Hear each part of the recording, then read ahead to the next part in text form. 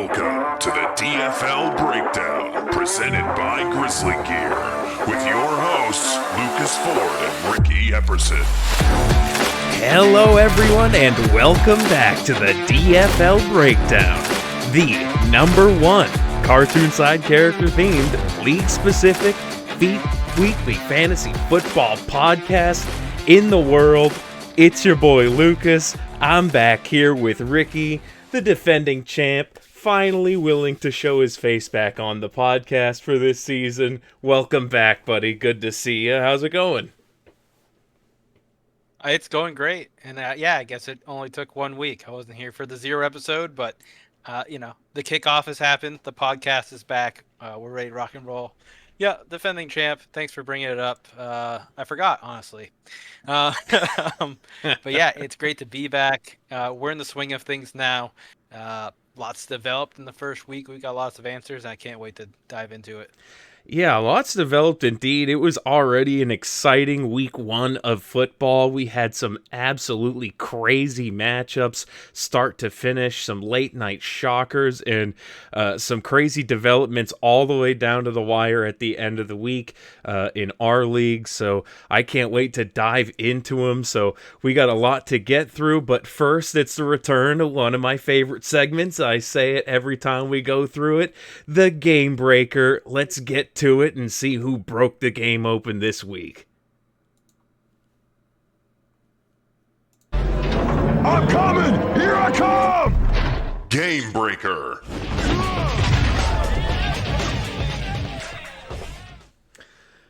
All right, we got an honorable mention, shout out my boy Josh Allen on this. He didn't carry me to a victory, so not a true game breaker, but in real life football, he was a game breaker in that shocker in the Buffalo versus the Ravens matchup and scored 42 points. Like I said, wasn't enough to get me there. So the real game breaker this week was Derrick Henry and his main man Lamar Jackson doing it again. They were game breakers many times last year for you, Ricky, and they're doing it again this year in 2025. Yeah, I mean, Riley took them. He said they're worth the draft tax. In week 1, they immediately paid off. We'll get into his matchup here, but they were the difference maker. They came late on a Sunday night to pull him out of the dregs, and they performed like a first and third round pick. They were incredible. I mean, all of your Bills, all of your Ravens were just high performers this week. I mean, Zay Flowers, the top wide receiver on the week, started, which we have to talk about the way the wide receiver week went once we go through the matchups. But for Zay Flowers to be the #1 scorer as well, a shocker for a lot of people here. And Brock Bowers doing Brock Bauer things as usual. Good to see there. But yeah, like you said, we got to go through the matchups to really get into the specifics here. Our game breaker, Derrick Henry, Riley getting that win off of it. Let's go ahead, move into our score summary, and talk about Riley's matchup first.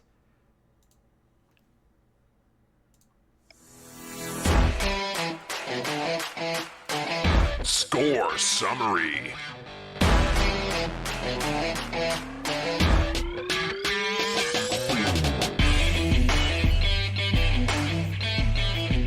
Right. Yeah, we got the Basketball Americans taking home the dub against the apple-bottom DeJeans here. Corey has gone for the rebrand, even though he didn't start Cooper DeJean in this one. Just really infatuated with his exciting white boy cornerback that he picked up in the draft. So went for the rebrand there. Didn't carry him to a dub and didn't really get him even to the median. It was very close, and we have to talk about the way the median battle went.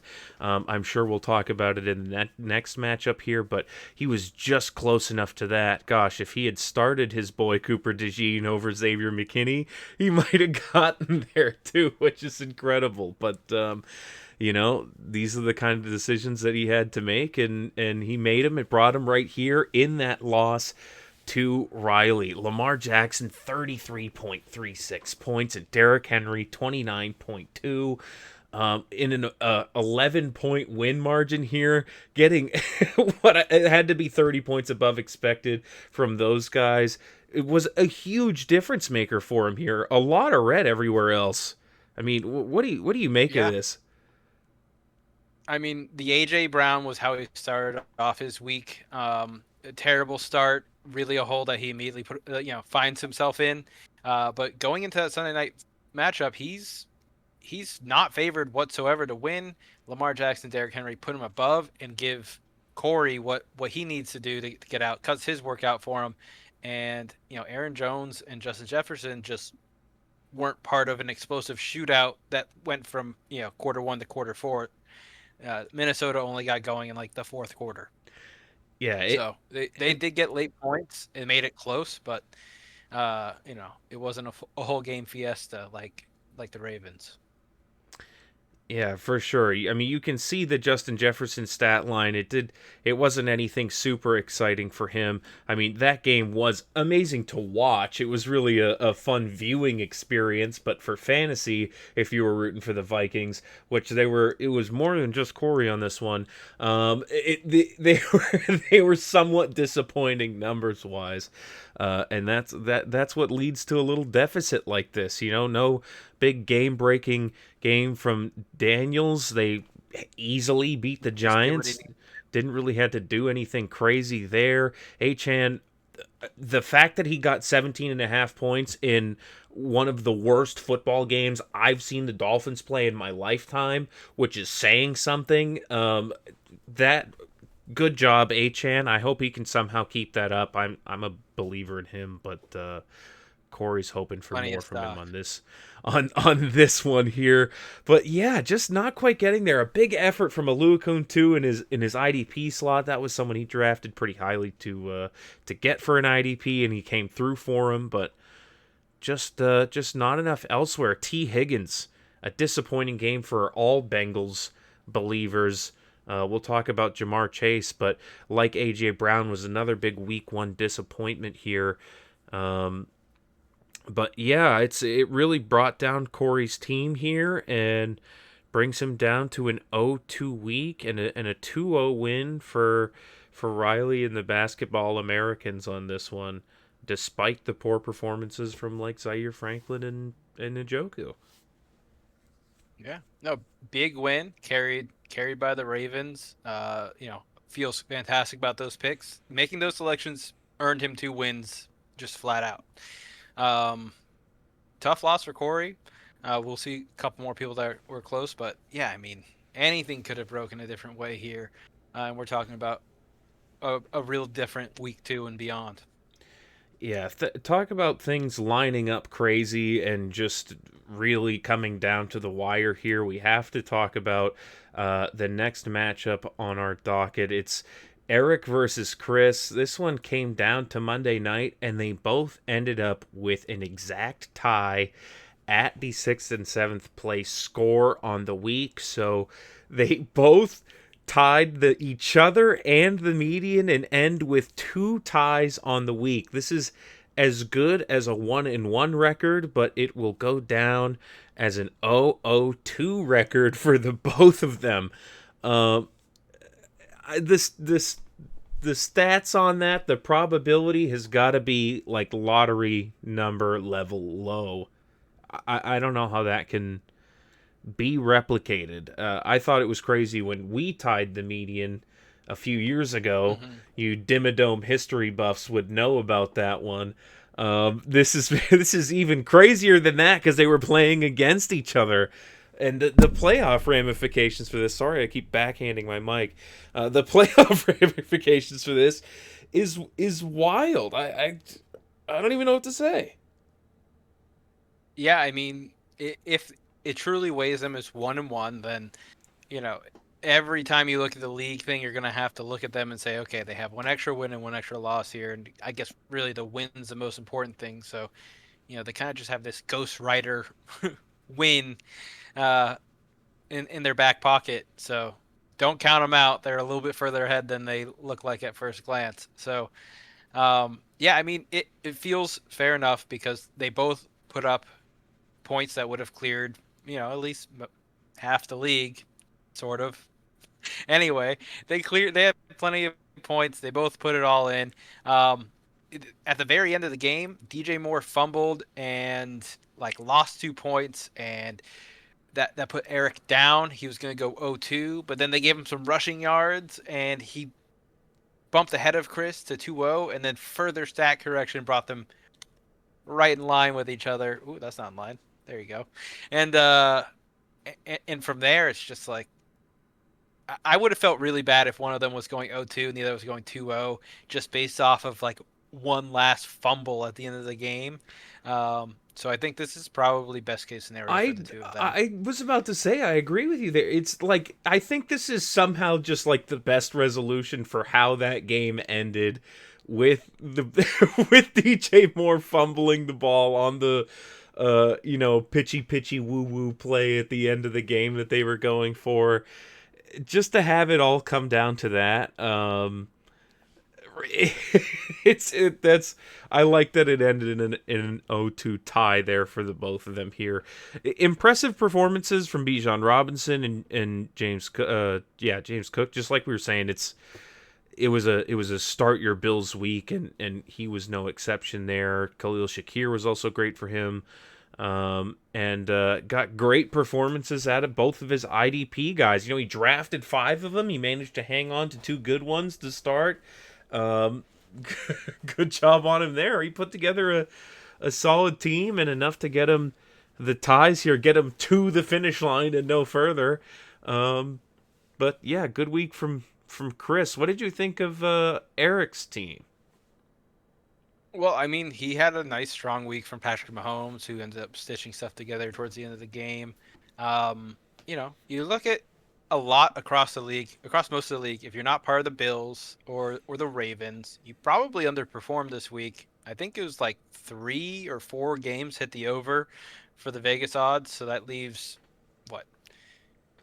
The rest of them. How many other games are like 16? Yeah, Something like all that. the rest of them all hit the Yeah, under, which means all 13, these guys 12. underperformed. Or, in like the Eagles' case, Saquon, they were battling Dallas the whole time, but it still felt like the offense didn't need to massively produce. 24 is enough. Saquon got his, but still showing his red there. I don't know. Terry McLaurin probably wasn't going to be shot out of the can in week 1. I think that Eric's team did well, but they stand to improve in future weeks. Yeah, I mean, obviously, this is not the desired outcome for either of them. You can pretty much chalk this one up almost as a warm up for these guys at this point, and hope it doesn't really decide your playoff seeding in the future or the fact whether you get in or not. But little good, little bad, little to learn from, little to improve on. It's not like you're going to bench Terry or Drake London or any of your primary plans here unless he did anything spicy in the waiver wire. We'll see what he goes with next week. But yeah, middle of the road performance from the Middlemen here, the Tampa Bay Trap House, and what's Eric's full name here? Bower of London, Yeah, I the think. Bower of London, right? That's what it is there. So Yeah, the good, Bower of London. as good a matchup as you can get. Like we said, went all the way down to Monday, and it was exciting for everyone. I mean, after the game, we're all looking at the score changing for like a good half hour. It was just bouncing back and forth with these stat corrections. All of us just going wild in the chat, wondering who's going to win, where the median is going to end up landing. And we wake up in the morning finally, and it's all once the dust is settled, and everything is all landed at 134.12. So crazy. Yeah, they both threw a knockout punch at the same time. They're just both on the floor. Who wins? Double KO. Crazy.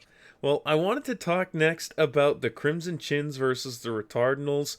The Chins took a vicious defeat to our number 1 scorer on the week, but managed to be the lowest median winner on the week. So the Lee median returns.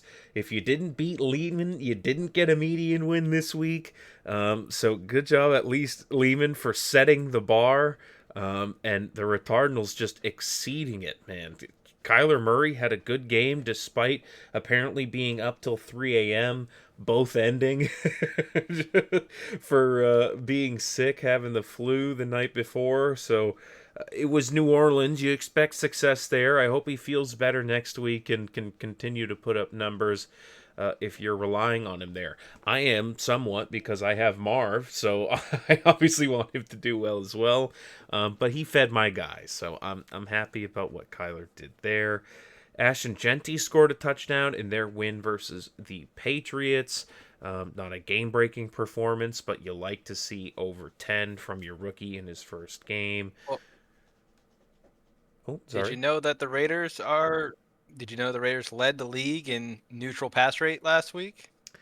They're Led number the one. league. Wow. Led the league in neutral pass rate. That's why you drafted Genty. It was so you could put the ball in Geno Smith's hands.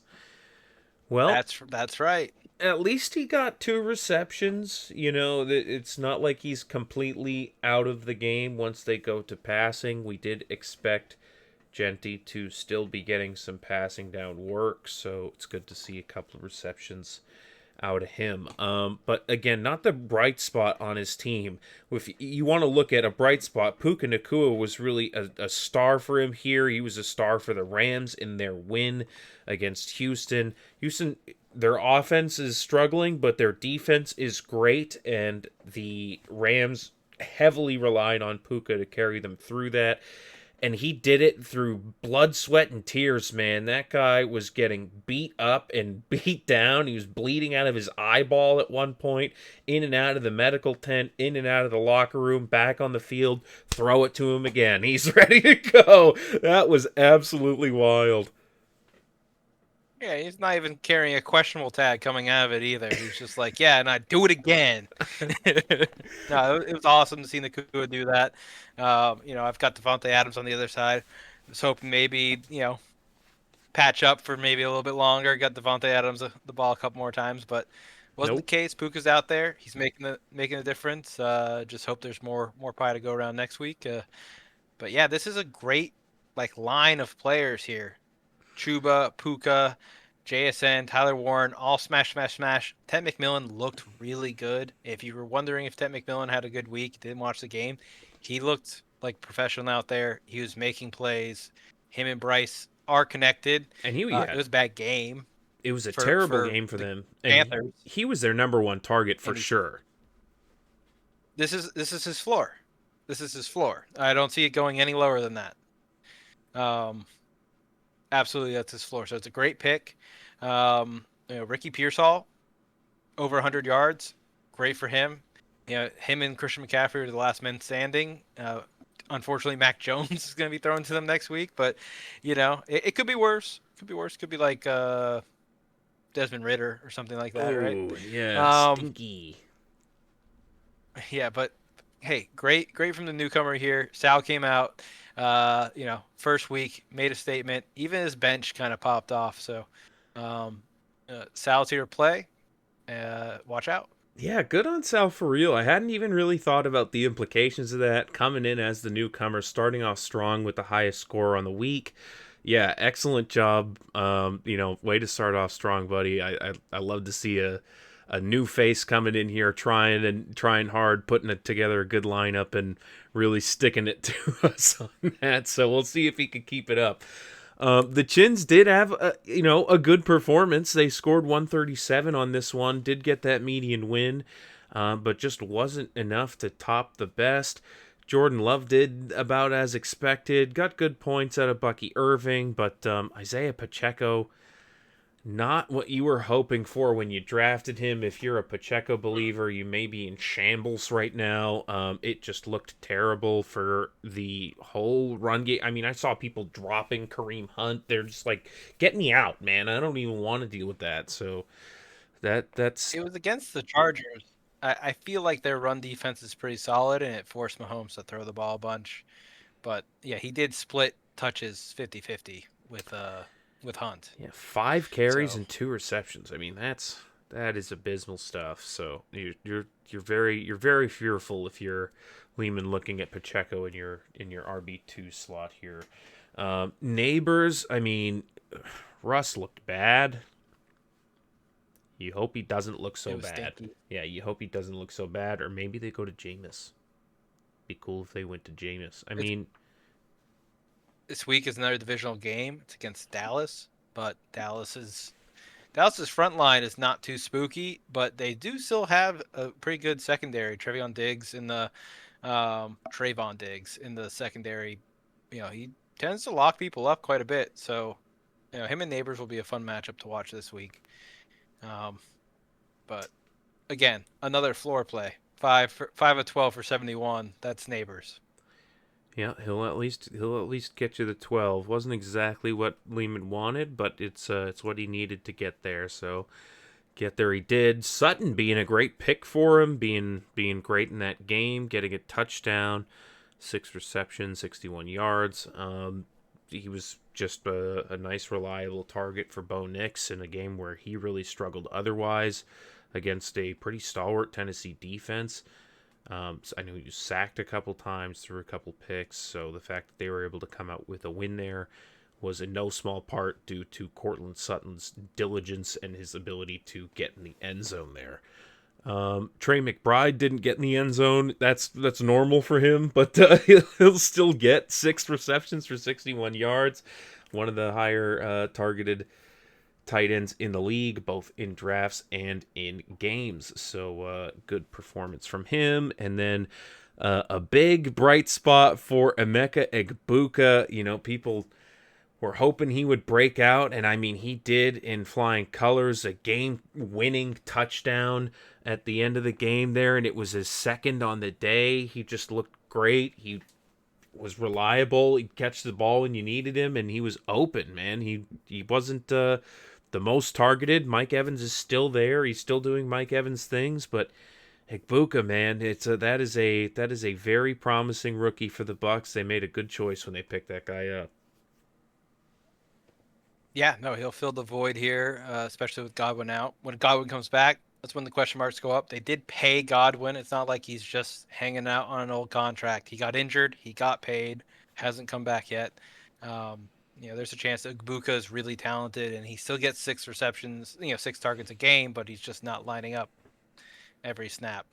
But who knows? I mean, Chris Godwin's coming back from injury too, so plenty of question marks there. But definitely a statement game. I think Rome Odunze also quietly had a really good game. You're watching the game, you don't feel like Rome's being fed, and then you see 9 targets, and like, oh, I guess they did throw it to him a bunch. But this double flex zone down here, the two flexes, 2 IDPs, it looked pretty solid for Lehman. Jared Verse not as involved in getting a hold of CJ Stroud, but they did shut that offense down. Yeah, it was seeing that stat line for Romadunze, 6 receptions for 37 yards and a touchdown is kind of a funny one. Definitely good for PPR, but it definitely looked like they were designing the offense around these really short, safe completions for Caleb to try to get him into a rhythm, and I think instead it kind of turned into a lullaby that put him into sleep, just a steady rhythm that made him lull out of the game, because by the time the fourth came around, the offense was just completely asleep, man. It was terrible for the Bears, and that's why they lost that game versus the Vikings. But Dunze getting that touchdown and getting all those receptions still helped Lehman out in the end. Yeah, I think Caleb started 10 for 10 on pass completions, and then finished with like a 62% completion rate at the end, which just means things went really south. So whatever script they had in the beginning, they followed that, they executed that, but there's just no urgency created for the offense ever. And then they just kind of fell asleep, like you said, and let them sneak back in. Minnesota had no right to come back in. Yeah, and they did anyway there. They crept back, and they came from behind, and they won. Let's talk about a team that didn't come from behind and win here. A team that just looked bad the entire way through, and that is Dylan's team, formerly the Tard Conglomerate. They're Thielen up the downs now, and they were playing against the Bill Cosby Sleepers and Artie, who put up a respectable 2-0 week on him. 143 points for him to 78 points from from Dylan here. Our lowest score of the week by far, and we already talked about some of the reasons why. Bo Nix struggled in that game. Low completion percentage, only one touchdown, two interceptions, lost a fumble. And a fumble. Yeah, Yeah.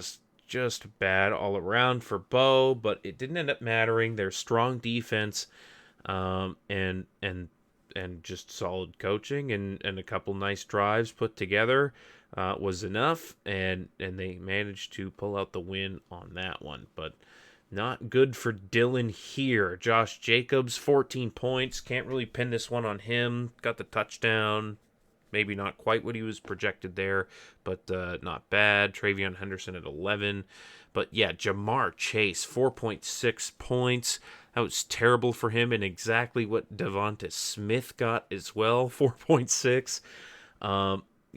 He really wanted a lot more than that. Adam Thielen only got 2 points for him. Colson Loveland only got 3 points for him. Xavier Worthy got injured right in the first quarter of that game, dislocated shoulder. He's going to be out for a while. 0 points for him. The only nice shining spot for Dylan here was Myles Garrett, who scored 24 points, almost a third of his point total here. He was the best IDP player on the week, and he's just surrounded by garbage teammates dragging him down. Well, maybe if Myles Garrett hadn't popped off so hard, then Jamar Chase would have had more than 4.6 points, you know? That's true. But hey, the Bengals hoodwinked us all. They're like, all right, guys, we'll play the preseason games. They We'll really be did. battle ready week 1. Bungle's gonna bungle, man. I mean, They're liars. it's just how it goes. I saw something like before the game. It was like, yeah, the Browns at Cincinnati. What could possibly go wrong week 1? It's like Myles Garrett. Myles Everything. Garrett can go Yeah. wrong. Everything can go wrong for them. Um, I've been hearing that like the Browns have basically specifically built their defense around beating the Bengals at this point, or offenses typed like the Bengals. So it's probably the worst matchup for the Bengals all season until they play them again. Um, in which case, maybe sit him that week. Go crazy. Be bold. Sit Jamar Chase when he plays Cleveland next week, Oh my or god. next time. Yeah. But no, I mean it's tough for the downs here, but you look at that whole sheet. None of those guys repeat that bad performance next week. Xavier Worthy isn't locked into your lineup for the rest of the season. You pivot, you move on, and opportunity awaits. Oh man, no one on his Don't be so bench down. was anything for him too. He I think can't. Jack got booted, and Pat Bryant too. If I'm being honest. Yeah. Couple rookie shots that just didn't quite land. Their snap Luther percentages just Burden. aren't there. Same with Luther Burden. Yeah. So Rough Dylan's stuff got to for build him. from the waiver wire. Well, Artie, on the other hand, I mean, we talked about how much he loved Justin Fields and the stack that he had last week, and I mean, I even said it during the draft how much he just loved Justin Fields, and he was really proving it here. He put together his OSU team, Olave, Wilson, Fields, just getting it all going for him, and they were great for him. He got 33 points out of his IDP slots as well. Um, Everything just turned out good. His highest picks were his biggest disappointments, and everything else was really, really great. And Justin Fields in that game against Pittsburgh, which they lost, but that's the highest paid defense in the league, and you turned him into Swiss cheese, man. 3 total touchdowns on the day, 218 through the air, 48 yards on the ground. I mean, he looked great. He looked like everything you could Yeah. want if you're a Jets fan. Yep, and it looked completely different than all of their preseason games too. They ran the ball in the preseason. It was Paul, Braylon Allen, Fields, just a three-headed monster coming out of the backfield with a little bit of pass work up top. Honestly, I saw it and it turned me off of Garrett Wilson because I'm like, man, I don't think Garrett Wilson's going to have enough to eat here. There's no one behind him, but Fields also has a tendency to air the ball way over people's heads. But look good. 16 for 22. Still not a lot of attempts, but made him count. Yeah, and this ain't their first rodeo together. I mentioned they went to the same college, but obviously, I mean, they played together there. This is a reunion for them, Yeah. and they're just picking up where they left off. It looked really exciting. I mean, I hope the Jets aren't a pile of trash team. I don't like the Jets, but it's just annoying to see them be just miserable piles of trash every year. I know they play in a trash landfill stadium, but come on, guys, more of this. You lost, but I want to see more. I want to see more of that. That was great. And great for Artie. Great picking up that 2-0. Though, I mean, anyone could have played Dylan and handed him his ass on this one here. 78 points from it was 77 points, but we got our poop point with the poop hat pick with Justin Fields. Look, on the screen there. There he is. Did he know? How late into the game was this? I feel like he sent it early. He sent it pretty early. He didn't know early. that Justin Fields looking at him like, I'm gonna fuck your shit up this week.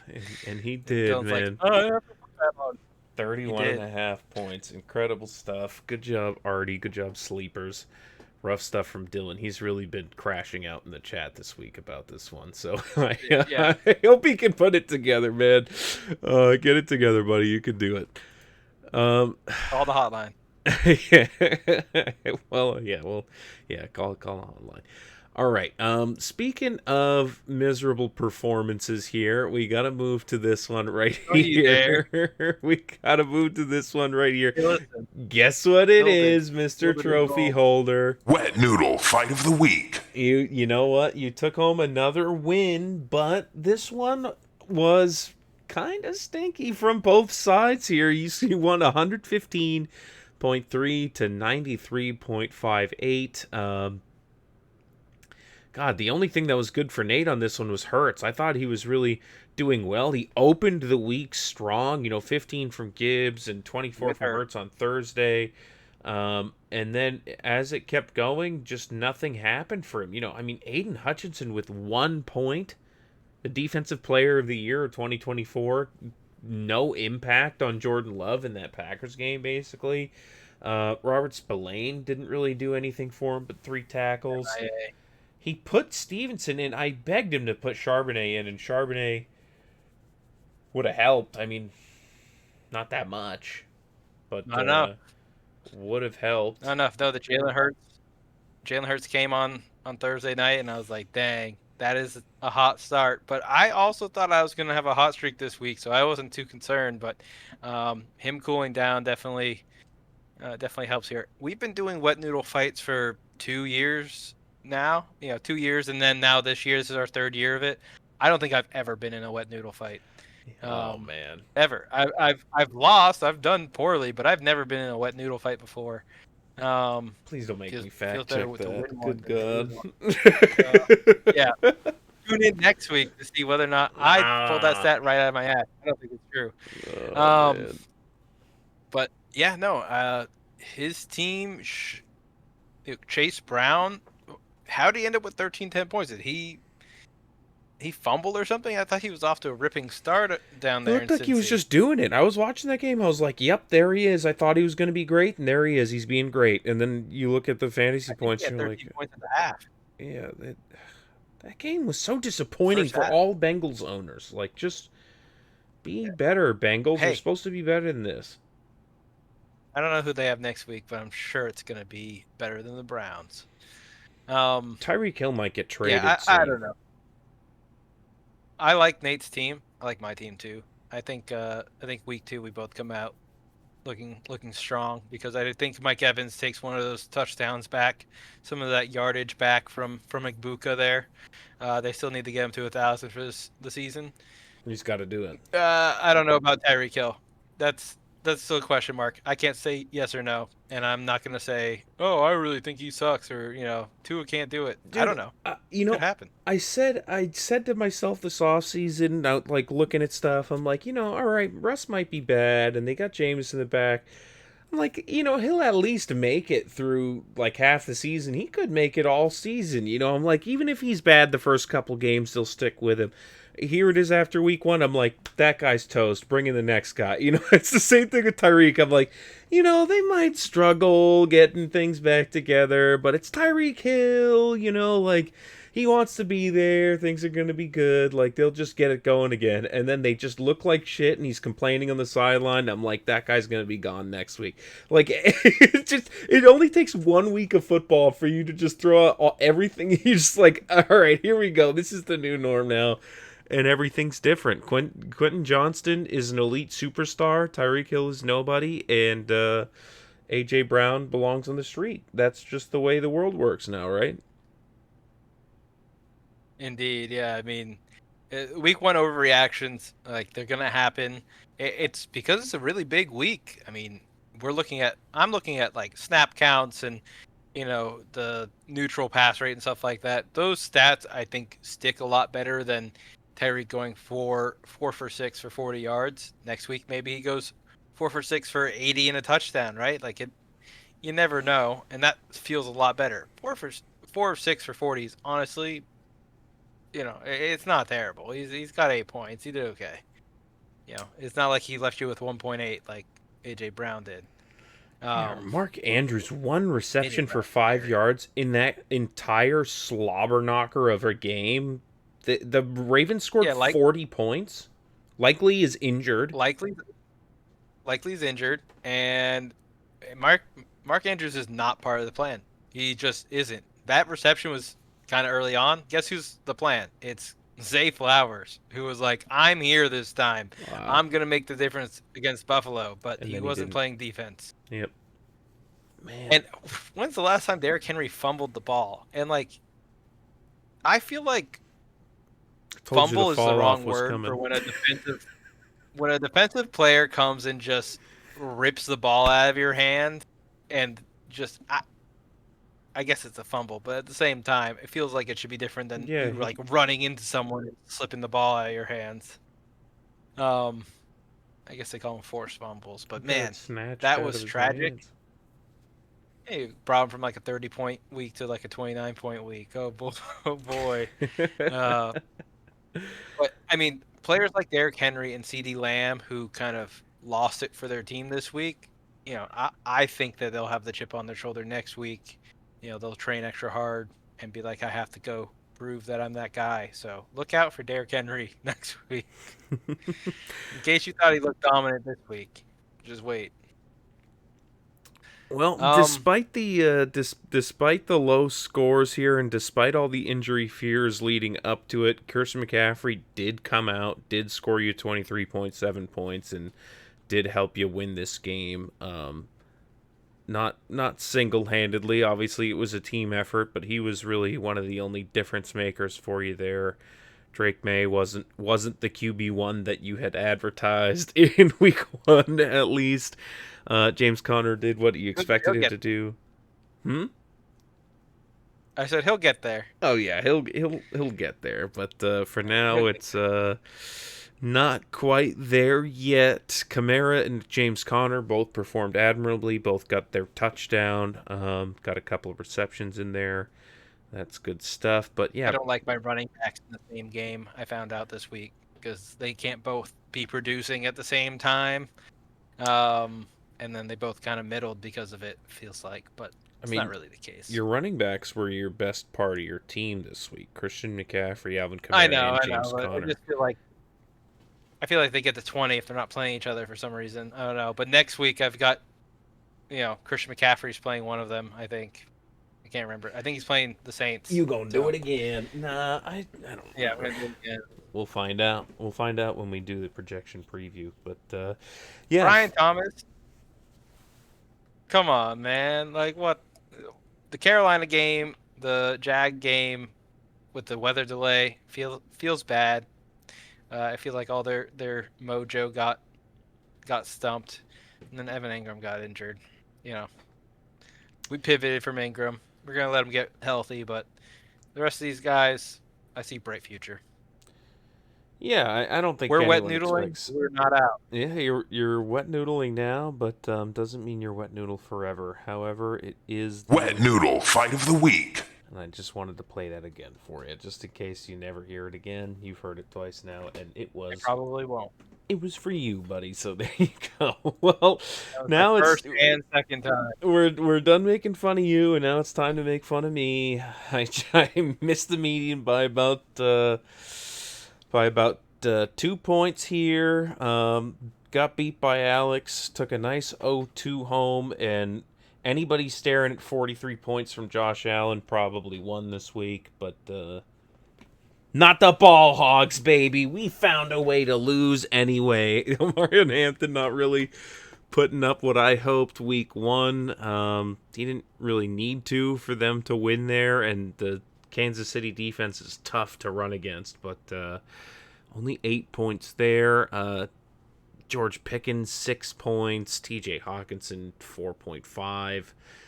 RJ Harvey didn't even seem like he was that involved. He looked good when he got the ball and everything, but yeah, just some disappointment there. And I had options on the bench in Keenan Allen. I could have put in to get me some extra points, but I'm never starting my 12th round pick old man 33-year-old Keenan Allen over the guys I drafted high up. So that it's an unfortunate loss for me here, but I don't really necessarily feel too bad about the way my guys played. I was right by the median after all.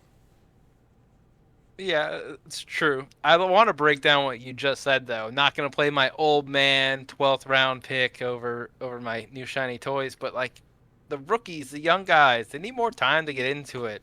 Keenan Allen's good out of the box, man. That's why he's in the 12th round. He's not going to be carrying you to a championship later, but like put him in week one. They're going to go to the what's reliable. I don't know. If it's early season, you go to the old guys. Then they get tired, and then the young guys take over. That's kind of just how it goes. Um, but yeah, I'd be remiss not to bring up the fact that you basically called the exact stat line that Keenan Allen had. You're like, yeah, he gets. I think you gave him one less reception, and then the rest of the stat lines bang on. It was like 6 for 50 and a touchdown, and then he got like 7 for 68 and a touchdown. He got one extra little catch that I didn't foresee in my brain when you were asking me about him for a different start sit question. I always it's easy when it's somebody else's roster, right? You can look at it and be like, yeah, of course, Keenan Allen, he's going to be great. He's going back to L.A. He's got the connection with Justin Herbert. Of course, he's going to throw him the ball 6 or 7 times. He's probably going to get a touchdown for one of those. And then you look at your team and you're like, why wouldn't I start George Pickens on Thursday for the first night of the game? I want to see the new guy play on the new team in the first game. 6 points, and I get fucked, and that's what happens. God dang it, man. Feels worse if you sit Pickens and then he drops 45 points, and you're like, Right. well, I knew he was going to You're go like, nuke yeah, I here, drafted him in the 5th round because I thought he was going to be elite, and then I benched his ass for Keenan Allen, who's old. And he comes out, and he's in Brazil, he had trouble traveling, and then he stubs his toe in the first. It's like, whatever, man. Whatever, man. I put up 132. I can't hyperanalyze it that much. Yeah, and I liked George Pickens sitting across from Dak Prescott because that means you were, kind of eating at the points that weren't going to CD Lamb. But I was surprised that Alex managed to pull a win out from his Dak Prescott CD start, and it all comes down to Zay Flowers, Breece Hall was a surprise for me. Again, the preseason doesn't match what they did week one. Preseason they spread the ball out. Breece Hall was like, "Yep, my spot here on this team.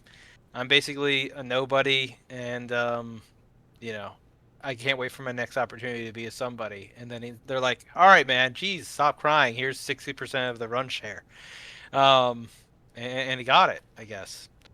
And then Debo, you and I are both. Oh my god. Yeah, it's like 21 touches. He's up there with like the 3rd or 4th most, touches for a running back this week. And then you and I were both kind of in on Debo because of the Terry McLaurin stuff. Because he looked pretty quick in the preseason game, and I think that Jaden Daniels and Debo can kind of work together and be dynamic. If he's got any bit of what he had pre-pneumonia, then he's going to be good. And look at that. He was great. Looks like he fits into that offense like a glove, man. I mean, he's the same age as Terry McLaurin. If you think that Terry can still be a superstar, then I don't know why Debo's too old, too fat, and too slow for you. This guy carried the 49ers to Super Bowls, plural. He's a weapon, man. He can come out of the backfield. He can go in motion. He can line out wide. He can do some stuff in the slot. He can go anywhere, do anything, catch the ball, and run an additional 20 yards with 3 guys on his back. So yeah, I don't know why you would think that that's going to be bad in a team that moves fast and wants weapons. So I also thought like you said, you and I both knew that Debo was going to have his opportunity to shine here. Terry McLaurin or otherwise, I think Debo's a good pick. So cool seeing him in the flex for Alex, and even though his defenders didn't really do anything for him. Those big performances out of his offensive flex players, his tight end, his wide receiver too here. Big deal for him. I mean, gosh, these guys, it's getting under my skin that he doesn't even care about me, that it's all about Lehman. Lehman sent me another text message about how Alex drinks through a straw for his statement, and these guys just need to get a room and kiss already, because it's just all about each other. They don't care about anything else that's happening here. But Alex takes the win home here. It's a rivalry that transcends the matchups. I mean, I have Alex next week, and he's still talking about how he's gonna, everything's anti-Lehman. His picture is Lehman. He's all in. I've been sending him chatter all today. I've been saying, "Hey, eat my shorts. You're going down," and nothing. Doesn't care. You're not Lehman. Doesn't give a fuck. You're not Lehman, so he doesn't care. All right, well, that's the scores from last week. I think we hit everybody now here.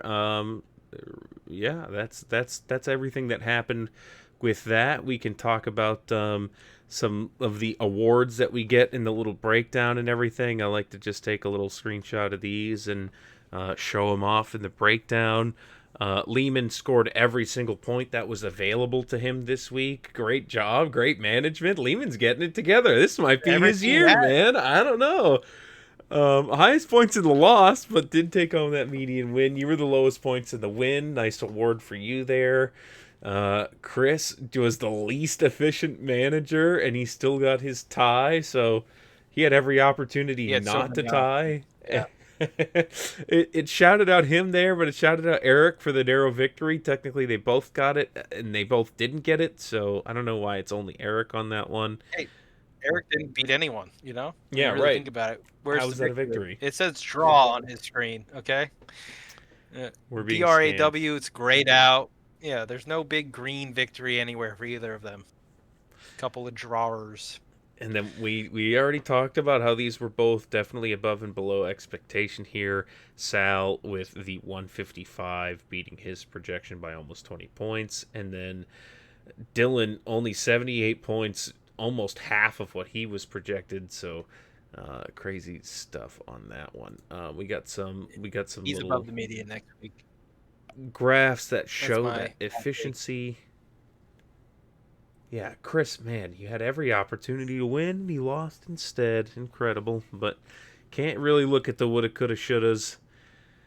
Even though I put it right in your face, I can. Yeah, I'm looking at it. We're looking at it, but don't look. Don't look at these. Okay, let's look at the standings instead. This is how it's all shaken out so far. The Retardinals up top, the 69ers in second, the Basketball Americans in third. We've got Bills Cosby Sleepers in fourth, the Crimson Chins in fifth, the Draconic Sorcerers in sixth. Technically, kind of. Not technically. Sixth or eighth, depending on what you're looking at. Two guys that tied. Yeah, they tied. They put up more points than me. They're worth a 1 and a 1. It's sneaky. Yeah. It's sneaky, just like we said. So maybe it's the Bower of London, and then Tampa Trap House, and then Draconic Sorcerers. But Well, we'll see. Something We'll like see that. how that shakes out later. Ooh, the champ could be in the bottom tier after week one here. But the apple bottom jeans in ninth, the ball hogs in 10th. My little phonies are now the 11th place team, and we've got Thielen up the downs, Dylan bringing up the rear in 12th place. We've expanded our technology. We can now fit all the teams in the standings into one screenshot. This is incredible advancements in science and physics. You're welcome for this visual marvel we get that is a full standings board. Great. Dylan Okay. probably would have preferred to stay in the past. we've got some waiver wire moves that I accidentally sneak previewed right there.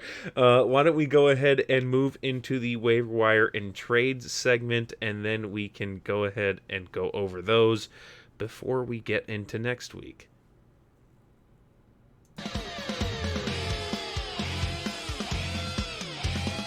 Waiver wire and trades. All right, this is it's week one.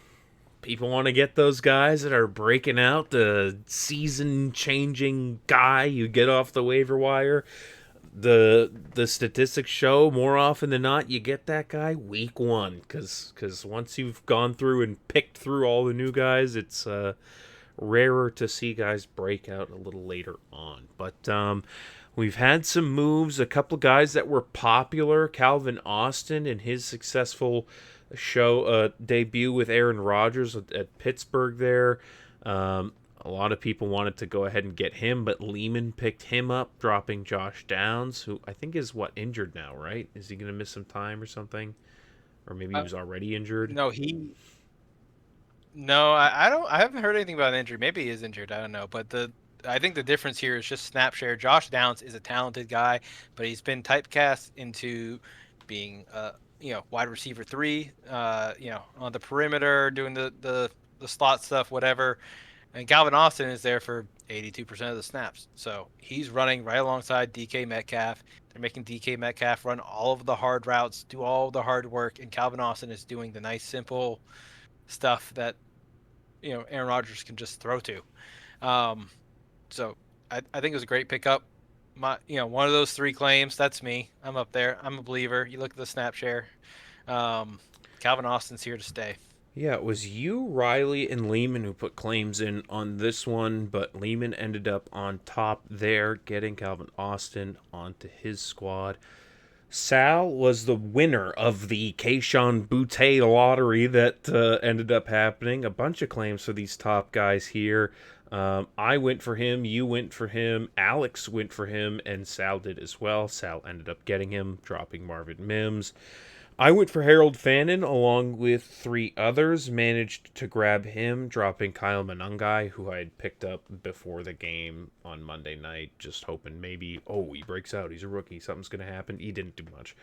But Harold Fannin, on the other hand, heavily targeted, a guy I believed in before this, and I was shocked to see how heavily he involved he was, so happy to pick him up. Dylan went for him, Alex went for him, you went for him. I ended up getting him there. We can move on to Quentin Johnston. He scored 2 touchdowns in that Brazil game on Friday night, in that primetime game. A lot of eyes on him. He looked like the first round draft pick that they always thought he would be when they drafted him there, which was kind of crazy. I don't know what to make of that. So I wasn't one of the claimers on this one. I lied. I did claim him. I think he was a backup claim if I didn't get any of the other guys I put in for. But I claimed for him. You did as well. Riley did, but Alex was the one who got Quentin Johnston. You were able to pick up Juwan Johnson, right? Juwan Johnson? Yeah, it's Juwan Johnson. That's my consolation prize. I think Quentin's only problem, going back to Quentin Johnson real quick. Sure, His only yeah. problem's ever been his drop. His hands look good. They want him to be involved in the offense. They're throwing to him. They manufacture to him. I think he's a good pickup, and makes Alex's team that much stronger. I like Big Fanny.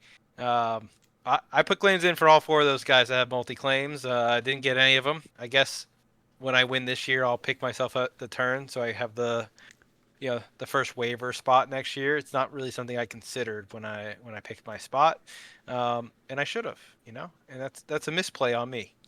But yeah, Juwan Johnson, 98% snap share down in New Orleans. He's out there every single play And they're on going to him. offense, and he got targeted like 13 times or something like that, right? I can't remember. It Yeah. was double digits. Um, Crazy. and we're figuring out the tight end stuff this year. I Yeah. got Henry and an injured Ingram, and now Juwan Johnson. And now Juwan Johnson, right, had to fill in that Ingram spot with something here. Could be Juwan Johnson. Dylan, seeing Russell Wilson just be terrible, said, I need Jackson Dart on my team before he even plays a game. So went ahead and dropped Pat Bryant, who didn't start a snap for the Broncos. Really thought we'd see more of him in that game, or any of him in that game. But yeah, dropped him for Jackson Dart. We'll see how long he ends up staying on that roster. Michael Penix gets swapped in for Cam Ward on Lehman's team. Didn't like what he saw out of Cam Ward on week 1 in his first ever NFL game and said, screw that, I'm out of here. So he went and picked up Penix instead. Harold Landry had a huge game for the Patriots this week, and in a 90p league like this, I like guys that put up huge games and can get multiple sacks, and he looked pretty good, and I want to root for Patriots, so I picked him up. Brock Purdy might be missing more than 1 week here, it sounds like. We talked about Mac Jones starting for the Niners, so it felt safe to drop. I have a backup quarterback already.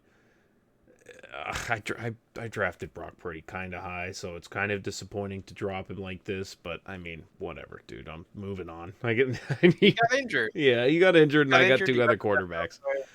So Josh Allen looked Holding great. on JJ to him. McCarthy looked great. So yeah, there were some other little free agency moves and other stuff I didn't want to take screenshots of repeatedly. So if they end up being We're not important, going to talk about we'll talk about them. Indiana Jones or CJ Stroud. Sure. I mean, yeah, we can talk about Stroud getting dumped for Daniel Jones. I wonder where he picked Stroud. Yeah, he did. Probably right around Purdy. Right around the same sort of spot there. Both of these guys ended up just getting dumped after 1 week. Round. And Indiana Jones going to Alex's team. I mean, he could very well just toss him in, man. It's Dak Prescott, who did terrible this past week. I mean, he looked legit. I don't know. He looked legit. The Eagles' defense is tough. Quinyon Mitchell and Cooper DeJean. I wouldn't fade Dak either. Like I think this is. I don't think Javonte Williams gets in for 2 goal line touchdowns again. I think they find a way to get the CD. Okay, just for your own conscience. Brock Purdy went in the 14th round. Not too big of a price tag on him, and then Stroud went in the 11th. Okay. So I feel much better. I instantly feel much better. So we're good. Cool. Don't carry that burden, man. Thank you. Hey, thanks for checking that. But we're moving on from Brock Purdy for now, and we're moving on from the waiver wires and trades because there was no trades, and that was the waiver wire. And like we said, free agency not in that name, so we're not going to look at all of that. We got places to be. All right, let's get to the score summary here and start talking about next week, week 2 of the NFL and the DFL. Let's get there.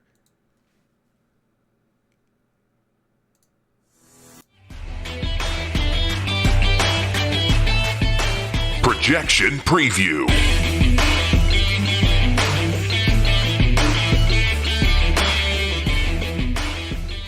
All right. We got to go to week 2 here and look at what is coming up in the Dimmadome. Dimmadome! Thanks, Scott. Let's see here. All right, we got the Ball Hogs versus the Chins. The Chins have been talking a lot of trash about my team just constantly, all the time, in the league chat, in the collusion chat. Oh, there's no collusion chat. Don't worry about that.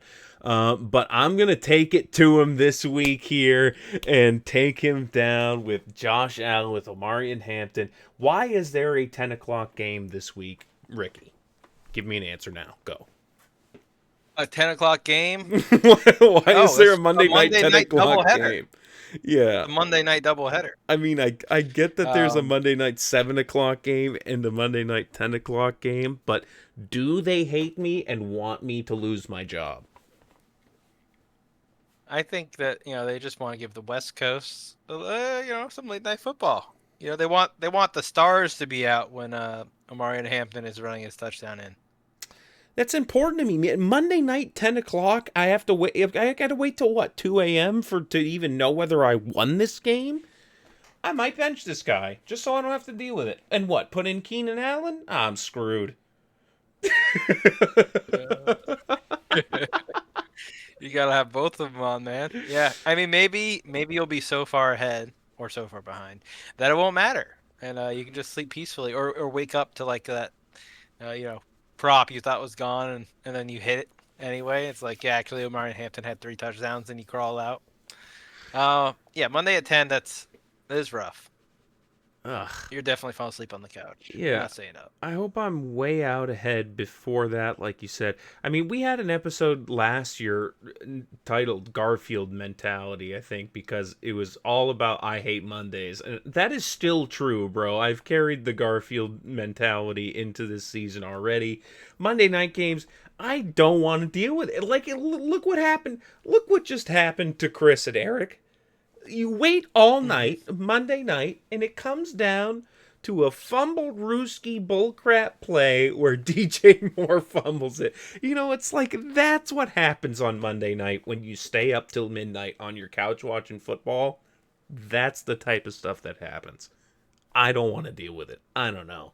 I'm forced. I thought it was insane last week. I was or Monday night I was like in my Oh, for bed us, checking the score and going, "Oh my no, god, for what the us it was hell?" great. No, that's great football. No, for us, yeah, I love that. But I'm saying when you're in it, when you're the guy whose heartstrings are being played at midnight on Monday, it's not as fun. Exhilarating. Yeah, okay. Um, Well, what I'm about the looking Chins, at man? How Nathan. are they taking it to me?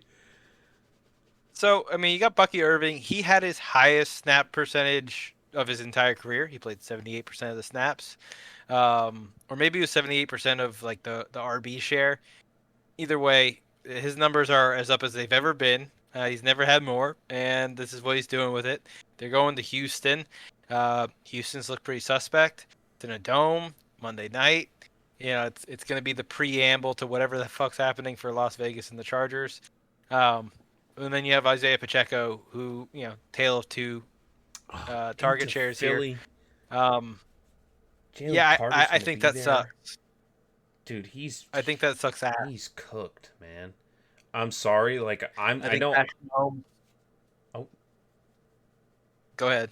no, I was saying I know I'm the one facing Lehman this week, so like of course I'm biased, but like I think him running into that Houston line, Bucky Irving is not gonna have fun on that game. I'm not predicting a lot of success for him there, and then Jalen Carter's back against for this Super Bowl rematch of Isaiah Pacheco versus the D line of the Eagles, which is still strong. I know they lost some pieces, Yeah. but that's not going to be good. I mean, Neighbors versus Dallas. I think Dallas has some good corners. They just limited AJ Brown and Devontae Smith to some terrible numbers. Like, I, Neighbors will have a fine game. we'll see, man. I don't know. If he came out of Okay, that with 3 points, I Hurt wouldn't be was surprised. okay. Hurts was like when he did throw the ball, it was good completions. It was high percentage balls that he was throwing out. Hurts wasn't gonna force the ball down the field to AJ Brown. They didn't need to, right? They were figuring it out in other ways. Um, I think Russ definitely forces the ball to Neighbors 100 times. Doesn't have any of that kind of patience or confidence that he could just sit back and be Jalen Hurts, right? So I think Neighbors gets 9 targets again, and he probably comes down with more than half of them, and who knows how many yards that's in the end zone. Um, but yeah, I think Denver gets right. I think Trey McBride probably doesn't find the end zone again, but gets peppered with targets. Against Um, Carolina, that's a soft matchup for him. I think Igbuka probably slows down here. I don't think he has 2 touchdowns for a game Right. winner again. And does Rome find the end zone against Detroit? I don't know. Detroit. We didn't talk about Detroit. Detroit looked really weird. Yeah. Um, they Yeah. never found their stride. I don't know. Yeah. I think that Crosby into the Chargers is rough too. It's a mixed bag for Lehman. I really don't like Pacheco here. I don't think we'll talk him out of it. I don't know who he has to pivot to. He seems Caleb like he would have Johnson. like, yeah, go ahead, play Caleb Johnson. Does he have? Ugh. Yeah. Ugh. Yeah, I don't know, man. I Um, mean, I'm projected less points, so I can't talk too much trash, and he scored more than me last week, so what can I say there? But I got Keenan Allen in over RJ Harvey. I think I need to see him come on and be used more to really start relying on him. Not that he wasn't good with the ball when he had it, but I need to see more usage there. I'll wait. I think I'm gonna wait Fanning. on Fannin. I'm not gonna make any knee jerk reactions to Hawkinson not being crazy heavily involved in that game. I You think know they'll what get it Hawkinson together. did in that game? He blocked his fucking ass off. Yeah, he They did. only moved the ball when he was blocking. He blocked for Jordan Mason. He blocked for that JJ McCarthy run in. Um, He was like you on know, top of him in the end zone when they went in. No, trust me, I was looking for him because I wanted yeah, to get those 2 points on the median, and I was like, where is he, me man? too. Where's Hawkinson? And he I was was staring him close. down. He was blocking, Yeah, and if the team needs him for blocking, that means that they're gonna, they'll pass they'll elsewhere. reward him. I don't know. Might be big fanny time, but that Yeah. goes against my whole play your old guys and let the new guys show out. Harold Fannin and Njoku did split their, their looks, their targets. Um, so it's not like he was 80% and Njoku was 20 or something like that. It was 50-50. And maybe Cleveland doesn't get to just throw all over Baltimore. Yeah, they were both just out there though, man. They were both just like heavily involved in all the run looks and pass looks. I mean, they just ran all these two tight end sets, and Joe Flacco loves to throw to the tight end, so I'm not really all that concerned about Njoku. I think he's just going to be a weapon for No, I them. think Fanning's great. I think it's going to be I think huge. he's great. I just, he's not out there 100% of the plays yet. Not yet. Yeah, and Baltimore. Um, Well, they just gave up a ton of points to the Bills, but it's the Bills, so what can you say there? But yeah, we spent a lot of time on me versus Lehman. Obviously, the projections are going his way. I think Travis Hunter's going to score some more points than they're letting on here. He really didn't do all that much this past week, but it was against he's the got so many Panthers. Monday games. Yeah, okay, yeah. This is That's all. Crosby, Igbuka, Yeah, the guy up top. I'm blanking on Bucky. Bucky. Yeah, at least he's got Jordan Love going Thursday here, but we're going to be waiting on this one. All right, let's look at your matchup versus Alex and the AZ69ers. He's still got Dak in for now, so it doesn't look like he's throwing Daniel Jones. Okay, he's named him Week 14. I think we know what the plan is here. So he's standing by Dak until maybe his bye week or some sort of Week 14 matchup here. I can't really see what Dak's bye is here. It looks like Jacksonville, week 14. oh, okay. Sure. No, Um, sorry. I was looking at Daniel Jones. No, yeah. it's not Dak's bye. Yeah. Dak has Detroit week 14. That's Maybe wild. that's his old nickname because it didn't show up in the chat, Maybe, yeah, maybe this is an old wow. It's got to be. It's a holdover name. Okay, we've been rused. But in any case, for now, he's got Dak in. He's sticking by him. He's sticking with the CD Lamb stack. I mean, versus the Giants, surely this has got to be an easier matchup for him here. Jonathan Taylor, Kyron Williams. The lineup is mostly the same. It doesn't look like anything's changed. Buda Baker did come in. He just picked him up in free agency or something. We talked about how we weren't going to talk about He it, did. but we're talking about it. He picked him up today. He's just slotting him in there. Why did he need to pick Good somebody pick up. up? But I don't know. He's putting in. He's going for that waiver warrior, man. He wants to be the Waiver warrior. No one's been a waiver warrior yet. Obviously, you're not putting waiver guys in week 1, but week 2, it's waiver warrior time. So we'll see if it's Buda Baker. He might just be it by default if Alex wins. What you got going? Anything spicy? You change anybody out? You move anybody around? What are you thinking about? I mean, Hunter Henry went in. Maybe I put Juwan in. I don't know, but it's run it back time. Looking at CD and Dak, it kind of tells the story of my whole team. If you drafted CD in the first round, it's because he has a better probability each week to score lots of points. It's not going to be every week. It's like Jamar Chase and all those guys. It's not every week, but they just have the best chance of doing it. That's why they're up so high. That means law of averages and all of that. If Dak Prescott put up 8 points last week and CD did 18 and you were underwhelmed by that, they probably put up more the next week, or maybe the week after, whatever. It's going to come. You can't sit those guys. You can't say, oh no, I got 1.5 points from AJ Brown. I'm not going to play him this week. I'm going to sit his ass. No, that's when he drops 24.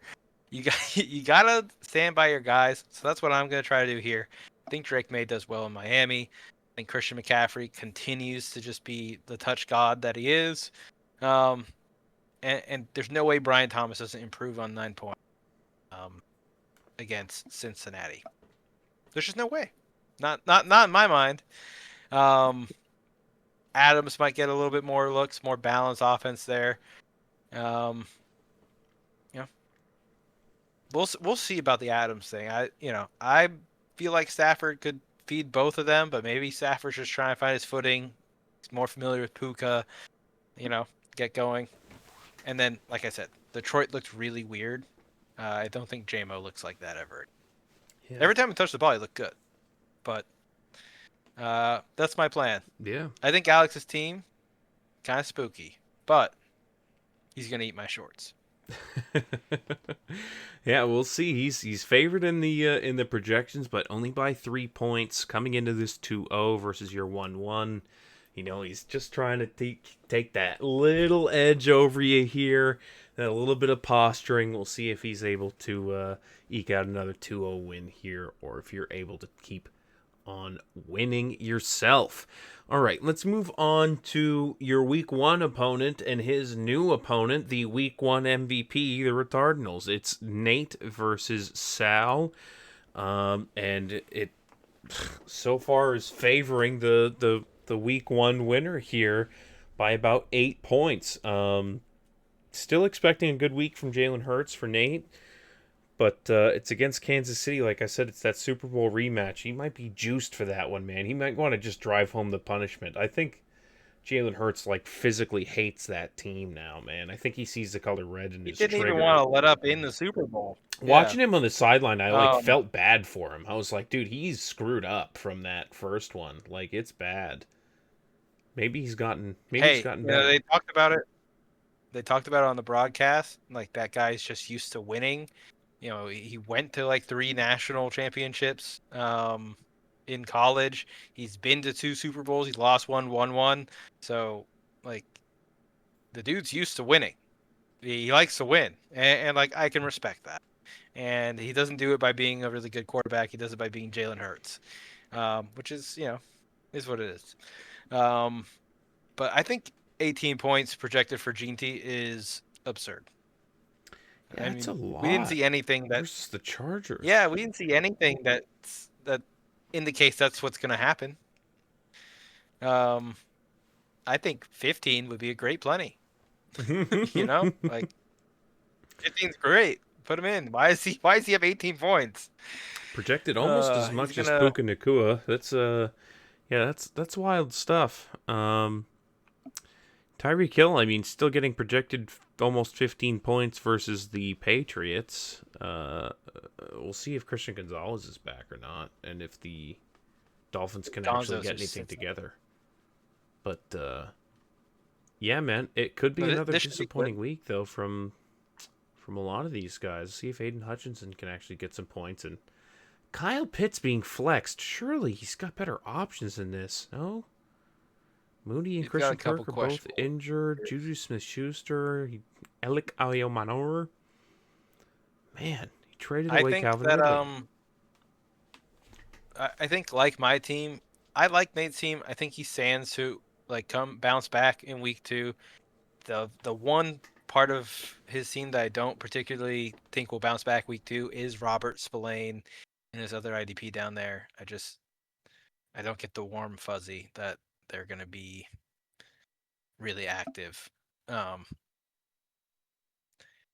you saw Caleb just escape pressure all the time. If Aiden Hutchinson is running in, he's just going to run away.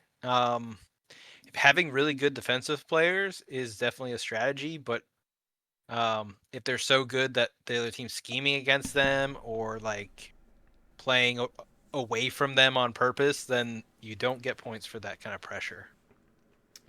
You know? Yeah, it's kind of a gift and a curse when your IDP guy is too good. The ball starts moving away from them by design, and then they don't have the opportunity to score points. So there's really not much you can do about that when you're on the left side of the field and the ball's on the right side of the field. So regardless, there, yeah, he's got some work to do. The Retardinals have proven that they can do it here, so we'll see if they can do it again, or if the Cabbage Patch Kids can turn their trends around.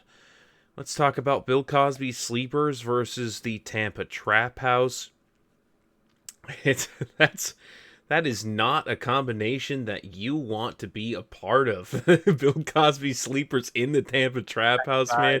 You got people conked out on the couch that's got cigarette burns in it. This is just all bad, man. Justin Fields versus Joe Burrow in the quarterback department. 2 weeks ago, if you'd asked me who'd score more in this matchup, I'd say, "What are you, stupid? It's Joe Burrow." We're a week in. Who knows what's going to happen? Justin Fields looks like he's truly that dual threat quarterback everyone's been scared of for the last 4 years. Just waiting for him to come out, man. It's exciting stuff if you're a Jets fan. I think Buffalo loses here because I think that the Jets look a lot like the Ravens.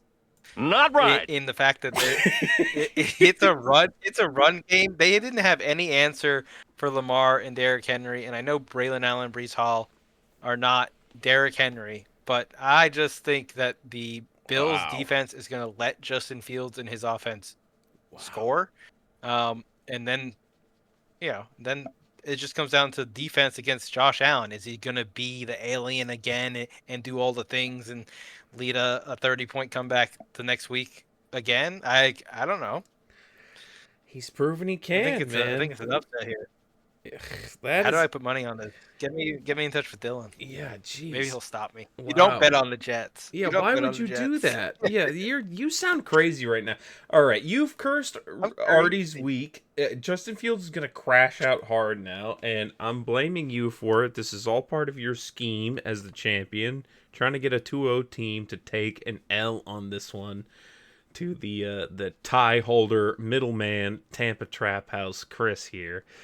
Do we got anything? I'm really not though. I want to put as much distance between me and the middlemen as I can because I don't want them anywhere near me. I feel like that's all. I don't even want to think about them as being close to me at all. So, sleepers up. Yeah, nobody wants to deal with middlemen here, but we got them. We've been infested by them now. They're Management. yeah, these guys are middle management for sure now. The Tampa Trap House. Oh my God, filled with middle management. Who's managing the crackheads in the Tampa Trap House? It's Chris. It's probably Bill Cosby. Oh my God, it's Bill Cosby. Oh my God. Well, anyway, we got some action tonight. The Thursday night game, the Packers versus the Commanders. Here, we're gonna see Tucker Kraft, who's apparently racist. There we go. He's playing tonight. We'll see what happens with him. It looks like we'll probably be done with Chris's team on Sunday. Besides Ladd McConkey, gonna have to wait all the way until the middle of the night on Monday to see what happens there. And we've also got some Monday night action from Nico Collins, but he's playing in that earlier window one. Anything else of note in this matchup? I don't think we got anybody like playing against each other here.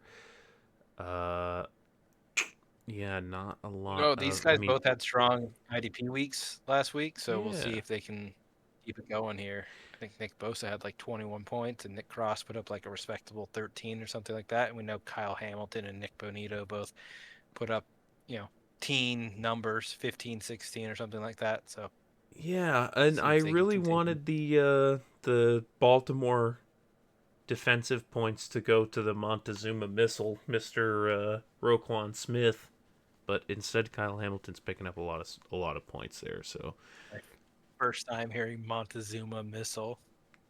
hey, I didn't make it up, man. That's He his nickname. Roquan plays kind of crazy. He wants to hurt people. I thought maybe when he hurt Chris Godwin last year that was like an accident. He'd be like, "Man, I feel so bad about that."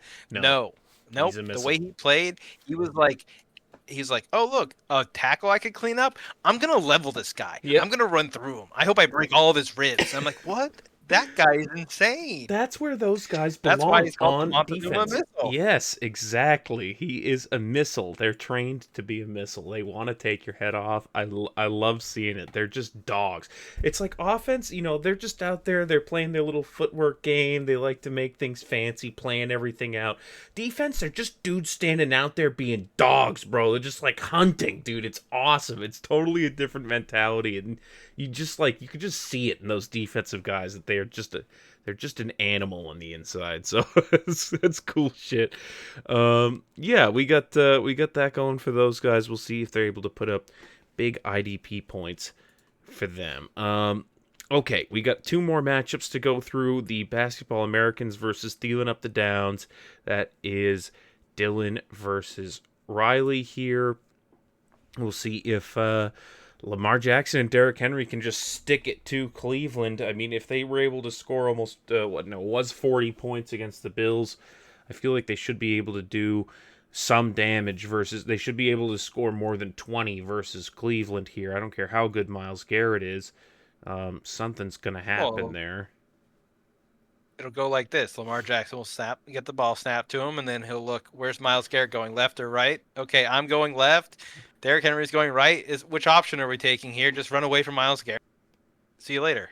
Goodbye. Watching Derrick Henry run is so crazy. He just like shoves like a full grown man to the ground. He's like, see you later. You're in my way. Move. He's just very big and very Uh, strong. Yeah, I mean, Riley was able to take home the win with those two guys together. I mean, even with the AJ Brown 1.6 point. If AJ Brown comes out and produces, this could be a really strong team. The Keon Coleman touchdown, he's got he's all excited about Keon Coleman. That was a tip off somebody else's hands. That wasn't even a pass to Keon Coleman. So he did great. correct. I drafted Coleman. I was excited to have him. I traded him for Ginkle, and I was excited about that too. I think he's a good option. I don't think that was the massive breakout. He's the number one new best option for Josh Allen forever game that some people are taking it as. But we'll see if he's able to produce I've versus the noticed. Jets. We shall see. I've noticed something here. We've got the Ravens and the Browns just doing absolute battle all over Riley's board. Wow. He's got the two Ravens and he's got like three Browns going. It's he needs the over there. He needs them to be battling it out like no one's business. It's divisional, right? Yeah. Yep. So hopefully it's one of those high flying divisional games for Riley and not like a you know 12-7 game. Not like the 17-18 stinker that the Browns just played in versus the Bengals. Yeah. Hopefully it's better than that.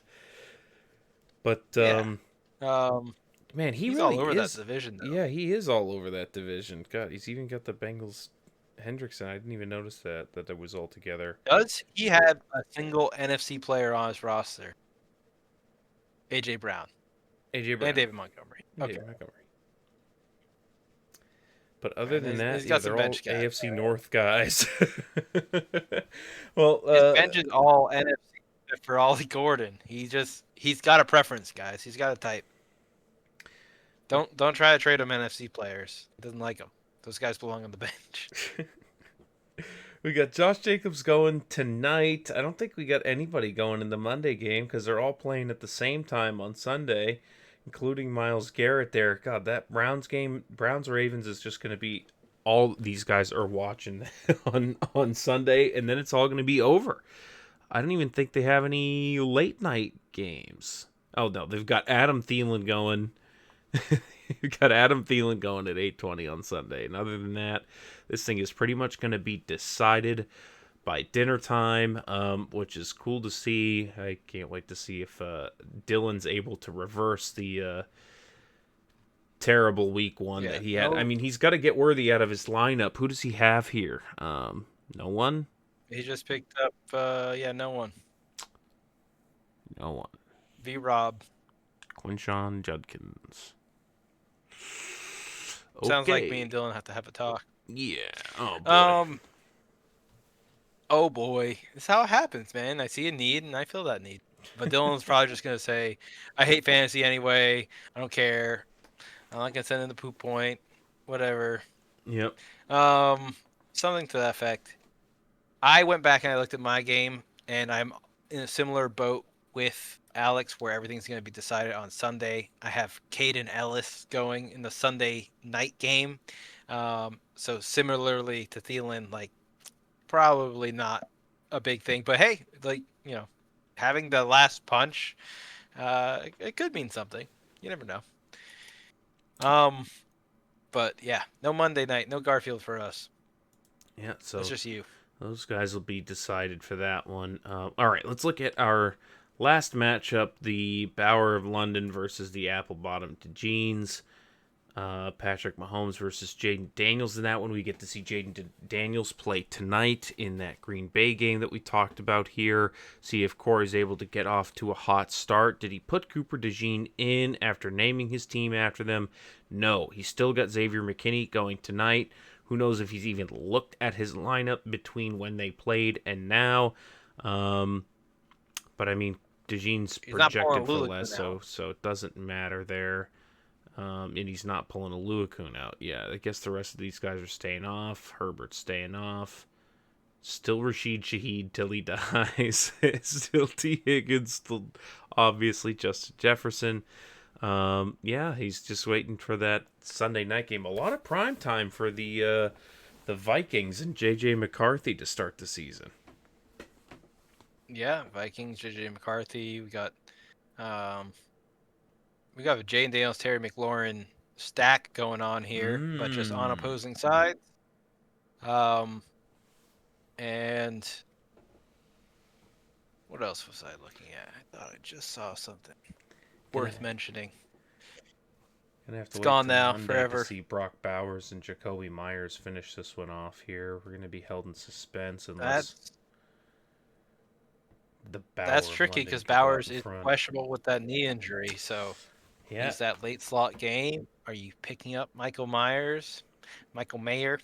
and possibly slotting him in at the end, or are you addressing that early? He doesn't have any other tight end rostered, so yep, this is his plan. And Bowers, I don't blame him. He got Bowers. Why do you? He said he's fine. Bowers said he wanted to come back in on that game, and that he would have played, and that they held him off after. They were like, "Yeah, you should just take the New England," and they're like, we're just letting Geno ball out, dude. You wouldn't understand. You're chilling. I think he was pretty late in that game anyway.